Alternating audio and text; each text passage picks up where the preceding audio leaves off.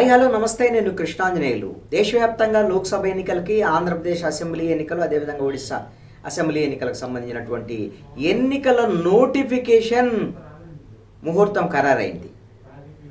16వ తేదీ అంటే రేపు సాయంత్రం 3 గంటలకి, మధ్యాహ్నం 3 గంటల సమయంలో chief election commissioner CWC Rajiv Kumar press conference నిర్వహించబోతున్నారు అనేటువంటిది ఢిల్లీ మీడియాకు ఇప్పుడు అందిన సమాచారం. రేపు 16వ తేదీ మధ్యాహ్నం 3 గంటలకి ఎన్నికల నగార మోగబోతోంది. ఎన్నికల షెడ్యూల్ని సిఈసి రాజీవ్ కుమార్ షెడ్యూల్ను ప్రకటించబోతున్నారు. దాదాపుగా షెడ్యూల్కు సంబంధించినటువంటి ప్రకటన ఖరారైనట్లే. గత 2019 ఎన్నికల్లో మార్చి 8వ తేదీన ఎన్నికల షెడ్యూల్ వచ్చింది. అయితే ఈ సంవత్సరము ఒక వారం రోజులు ఆలస్యం అవుతున్నటువంటి పరిస్థితి ఉంది. కారణం ఎందుకు? దీనికి కారణం ఏమిటి అని అంటే, ఎలక్షన్ కమిషన్లో chief election commission Rajiv Kumar ఉన్నారు. ఇద్దరు, ఒకళ్ళు రాజీనామా చేశారు, ఇంకొకళ్ళు రిటైర్ అయ్యారు. దీంతో కొత్త సభ్యుల నియామకానికి సంబంధించినటువంటి ప్రక్రియ పూర్తి చేయడం కోసమే ఈ జాప్యం జరిగినట్టుగా సమాచారం ఉంది. అయితే కొత్త సభ్యుల నియామకం కూడా పూర్తయింది. 2 సభ్యులని ప్రధానమంత్రి నేతృత్వంలోని హైపవర్ కమిటీ ఈ 2 ఎన్నికల కమిషనర్లని నియమించింది. జ్ఞానేష్ కుమార్, సుఖ్బీర్ సింగ్ సంధు, వీళ్ళిద్దరూ కొత్త ఎన్నికల కమిషనర్లుగా నియమితులయ్యారు.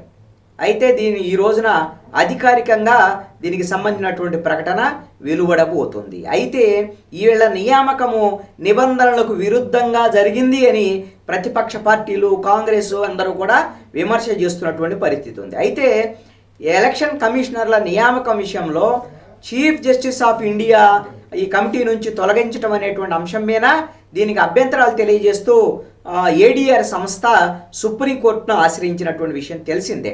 సుప్రీంకోర్టు ఈ రోజున ఈ కేసుకు సంబంధించినటువంటి విచారణ చేపట్టబోతోంది.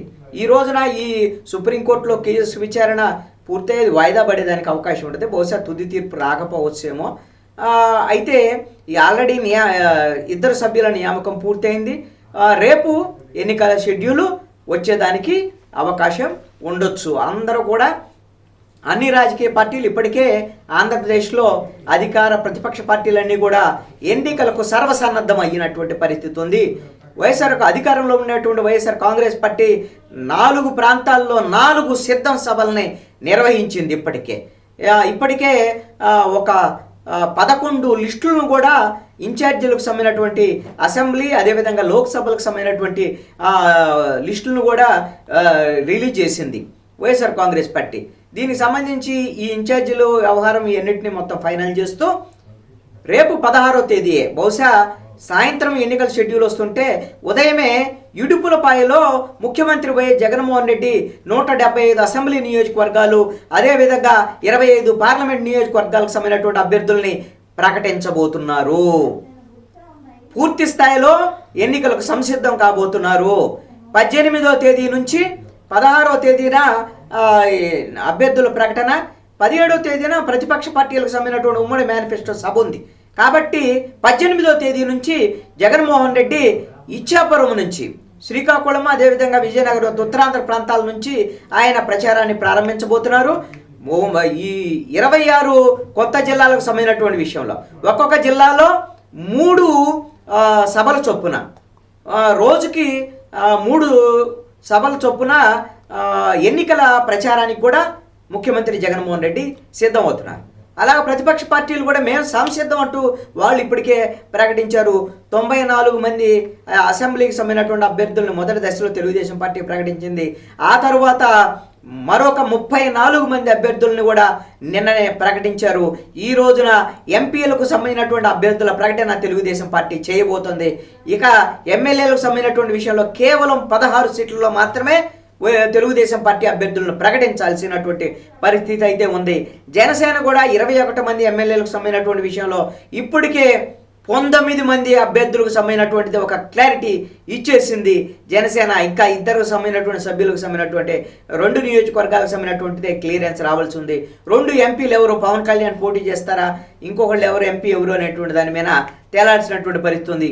ఇక బీజేపీకి సంబంధించినటువంటి విషయంలో అసెంబ్లీ స్థానాలు 10 అసెంబ్లీ స్థానాలు 6 ఎంపీ స్థానాలకు సంబంధించినటువంటి విషయంలో ఇప్పటి వరకు ఒక అభ్యర్థిని కూడా ప్రకటించలేదు. కానీ ఎంపీ అభ్యర్థులు ఎవరు, ఎమ్మెల్యే అభ్యర్థులు ఎవరు అని ఒక క్లారిటీ వచ్చేసింది. దీనికి సంబంధించినటువంటి ఏ ఎంపీ స్థానాల్లో ఎవరు పోటీ చేస్తున్నారు, ఎమ్మెల్యే స్థానాల్లో 10 స్థానాల్లో ఎవరు పోటీ చేస్తున్నారు అనేటువంటి దాని మీద పొలిటికల్ పాయింట్లో ఇప్పటికే నేను ఒక వీడియో చేస్తున్నాను. వీటికి సంబంధించినటువంటి జనసేన అభ్యర్థులకు సంబంధించినటువంటి వివరాలను కూడా చేస్తున్నాను. కాబట్టి అది మీరు ఒకసారి వాటికి సంబంధించినటువంటి వివరాలని చూడొచ్చు. ఇంకా కొద్ది గంటలు అంటే ఒక రోజు అంటే 26 గంటల్లో ఎన్నికల షెడ్యూలు ప్రకటన రాబోతుంది. అందుకు రాజకీయ పార్టీలు కూడా అన్నీ కూడా సంసిద్ధమవుతున్నటువంటి పరిస్థితి ఆంధ్రప్రదేశ్లో ఉంది. ఇక రాజకీయ రణరంగం ప్రారంభమైనట్టుగా చెప్పుకోవచ్చు.